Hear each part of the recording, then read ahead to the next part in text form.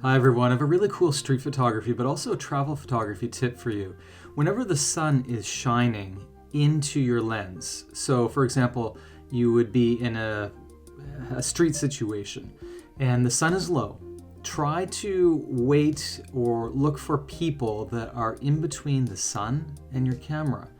Now, in this shot that I took in the Plaka, sort of an area below the Acropolis in the Parthenon, I was actually photographing a normal travel photography scene, but someone walked into my frame and I got the shot and I was really happy with it because it transformed itself from what I would call a travel photo, because I was photographing the beautiful area of the Plaka where people enjoy outdoor restaurants.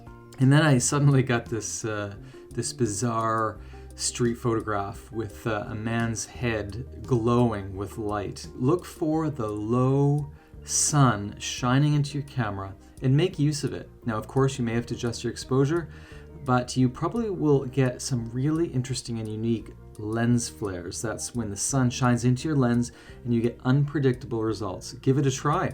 And as always, if you got a lot of value out of this tip, please share it with your friends. I'd really appreciate it. And check out markhemmings.com for more international street and travel photography. Have a great day.